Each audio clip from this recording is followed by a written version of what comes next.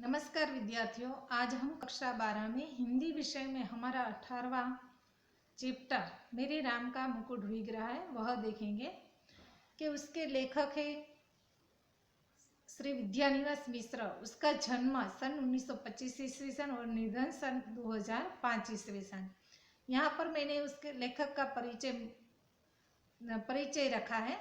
हम क्या है वह आगे देखते हैं कि यह जो पाठ है उस पाठ के माध्यम से लेखक है वह हमें समझाना चाहता है कि हमारे जीवन में कई तरह की परेशानियां आती हैं। कभी वह बड़ी होती है, कभी छोटी होती है। कभी कभी जो बड़ी परेशानी है वह हमें ज़्यादा चिंताएं नहीं देती, पर कभी कभी छोटी परेशानी भी हमें ज़्यादा व्यथित कर देती है। तो यहाँ पर जो लेखक है उसका चिरंजीव और उसके घर आई हुई एक मेहमान कन्या है, वह दोनों ही अपने लेखक के मित्र के साथ रात के 9 बजे संगीत का कार्यक्रम देखने जाते हैं और सुबह 4 बजे तक वह वापस लौटते हैं। तो लेखक उसके लिए चिंतित है। तो वही मनोव्यथा उन्होंने इस पाठ के माध्यम से, कौशल्य के माध्यम से, जो रामायण का प्रसंग है उसके माध्यम से उन्होंने यह पाठ में हमें बताया हुआ है। हम उसकी जो मुख्य बातें हैं वही देखते हैं कि लेखक की उदासी, कि लेखक यह जो है उसके सामने जो घटनाएं घटी है उसके लिए वह उदास रहते हैं। तो लेखक का मन महीनों से उदास सा है। कारण है कुछ तबीयत ढीली होना और कुछ तनाव और काम का कुछ बोझ, पर उन्हें रात दिन नींद नहीं आती। तरह तरह के सपने सताते हैं। कि लेखक की उदासी का मुख्य कारण देखे तो कि उसका कुछ तबीयत ढीली सी है और कुछ तनाव भी हो, साथ ही कुछ कार्य का बोझ भी है। उसे रात को नींद भी नहीं आती और कभी कभी वह उसको तरह तरह के सपने भी आते हैं कि जिसके कारण उसकी नींदें उजड़ती हैं। संगीत का कार्यक्रम, लेखक के एक साथी रात 9 बजे एक संगीत कार्यक्रम में गए और लेखक की अनुमति से अपने साथ उनके एक चिरंजीव और उनकी एक मेहमान कन्या को भी अपने साथ ले गए। कि उसमें लेखक संगीत का कार्यक्रम होता है, तभी लेखक का एक साथी, उसका एक मित्र है, वह रात के 9 बजे लेखक के घर आता है और उसका पुत्र जो चिरंजीव है उसको संगीत के कार्यक्रम में ले जाता है और उनके घर पर आई एक जो मेहमान कन्या है उसको भी उसके साथ वह अपने साथ ले जाता है। रात 12 बजे तक न लौटना, कि संगीत के कार्यक्रम में वह जाते तो है, रात को 9 बजे जाते हैं, पर रात के 12 बजे तक वह लौटते नहीं है। तब लेखक है बहुत चिंतित होते हैं, जैसे कि लेखक के चिरंजीव और वह लड़की संगीत का कार्यक्रम से रात 12 बजे तक वापस नहीं आए। तो लेखक को चिंता हुई और वे बेचैन होकर बरामदे में कुर्सी लगाकर उनके जाने आने की राह देखने लगे। बरसात हो रही थी और बिजली चमक रही थी। उनके मन में कई दिनों से उमड़ती पंक्तियां गूंजने लगी। मोरे राम का भीगे मुकुटवा, लक्ष्मण के पटुकवा, मोरी सीता की भीगे सेनुरवा, तो राम घर लौटे, मेरे राम का भीगे मुकुटवा, मेरे राम का मुकुट है वह भीग रहा है। लक्ष्मण की पटुकवा मतलब दुपट्टा, लक्ष्मण का भी दुपट्टा भीग रहा है। मोरी सीता की भीजे सिंदूरवा, मांग का सिंदूर, सेनुरवा मतलब मांग का सिंदूर है वह भीग रहा है। तब कौशल्या वह कहती कि अब तो मेरे राम है वह घर लौट आइए, ऐसा है वह कहते। तो यहाँ पर यह पंक्ति के माध्यम से कवि है वह अपनी चिंता है वह व्यक्त करते हैं कि जब वह छोटे थे तब उसकी नानी और दादी उसे यह गाना गाकर उसे उसकी चिंताएं व्यक्त करते थे। आज उसी प्रसंग को वह याद करते हैं और अपने पुत्र के लिए वह व्यथित होते हैं। दादी नानी का गीत, लेखक बचपन में दादी नानी के मुंह से यह गीत जाते पर गाते हुए सुनते थे। जब बड़े होकर विदेश से वापस आते तो यही गीत गाते, तब उन्हें उनकी आकुलता हंसी आती थी और उनका दर्द नहीं छूता था।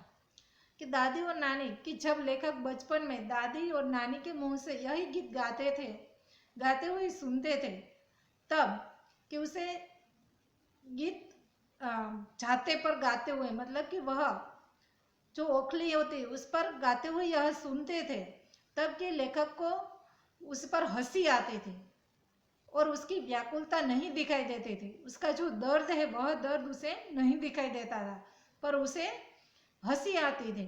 आज वही दर्द उसे हो रहा है, तब उसकी नानी और दादी का गीत है वह उसे याद आ रहा है। ढलती रात में उभरा दर्द, कि लेखक को गीत की पंक्तियों के दर्द का ऐसा ढलती रात को उस समय हो रहा था जब उस समय तक उन्होंने चिरंजीव और उनकी मेहमान कन्या घर लौटकर नहीं आए थे। उनके मन में तरह तरह की दुश्चिंताएं उत्पन्न होती है, मन में अनेक विचार आते हैं कि ढलती रात में, कि लेखक को यह गीत तब याद आता है कि जब कि इन पंक्तियां तब याद आती है कि जब उसे दर्द का एहसास होता है, वह भी उस समय ढलती रात को, कि उस समय जब उसके चिरंजीव और उनके यहाँ पर जो आई मेहमान कन्या है वह घर पर लौट कर नहीं आए हैं। उनमें तरह तरह की दुश्चिंताएं उत्पन्न हो रही थी और उसके कारण उनमें अनेक विचार है वह कर रहे थे। तो ऐसे समय में उसे अपनी दादी और नानी का गीत है वह ढलती रात में उसे याद आता है। कौशल्या, राम और मुकुट। लेखक राम के निर्वासन, कौशल्या के अंतःकरण के दर्द, लाखों करोड़ों कौशल्या और उनके रामों के वन में निर्वासन के बारे में अनेक तर्क वितर्क करते हैं। इस तरह सोचते सोचते भोर के 4 बजने को हो जाते हैं और वे अब भी उसी कुर्सी पर पड़े हैं। कि लेखक है वह सोच रहे हैं कि कौशल्या, राम और मुकुट, कि लेखक राम के निर्वासन, कि राम को जब निर्वासित किया जाता है तब कौशल्या का दर्द है, उसके मन का दर्द है वह उसे याद आता है कि आज तो लाखों करोड़ों कौशल्या ऐसी है जो कि अपने राम को निर्वासित कर दिया जाता है।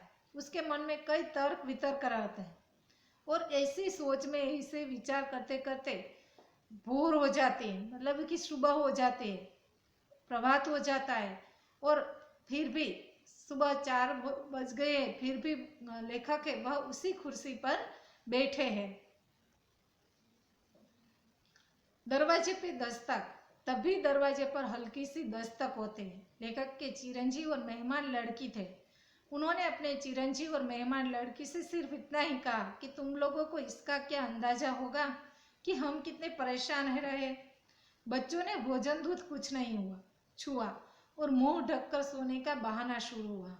कि दरवाजे पर दस्तक, कि लेखक जब ऐसे विचार करते हैं, ऐसे सोचते हैं, तभी दरवाजे पर हल्की सी दस्तक होती है।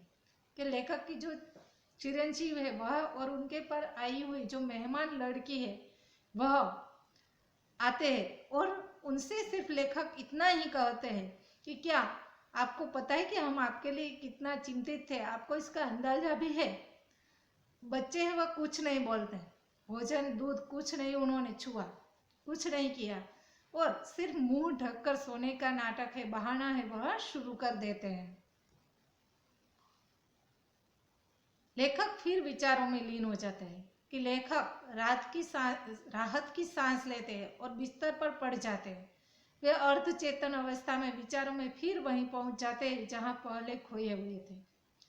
कि लेखक है वह जब उसकी मेहमान कन्या, उसके घर पर आई हुई मेहमान कन्या और चिरंजीव दोनों हैं, जब आ जाते हैं तब उसे राहत होती है, राहत की सांस लेते हैं और फिर वह बिस्तर पर पड़ जाते हैं।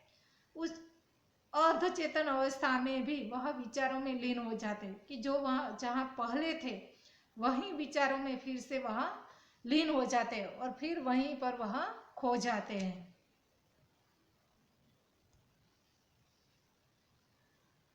यहाँ पर यह जो पाठ है उस पाठ में आए हुए कुछ शब्दार्थ है जो मैंने लिखे हुए हैं, वह शब्दार्थ आज हम देख लेते हैं। सहज, जिसका अर्थ होता है सामान्य। राह जोना मतलब प्रतीक्षा करना। विह्वल तो व्याकुल, घबराहट, व्याकुलता। संभावित तो जिसके होने की संभावना हो। निर्वासित, जिसे देश निकाल का दंड मिला हो। कुटिल, कुटिल का अर्थ होता है कपटी। धनुर्धर तो धनुष चलाने में निपुण पुरुष, जिसे हम धनुर्धर कहते हैं। चुभन, चुभन यानी कि कष्ट, पीड़ा। संगति, संगति तो मेल। सहचारिणी, जीवन संगिनी। ऐश्वर्य तो वैभव। शंकाकुल, शंका से जो व्याकुल है उसे हम शंकाकुल कहेंगे। उद्विग्न तो आकुल, आहट, आहट का अर्थ होता है खटका।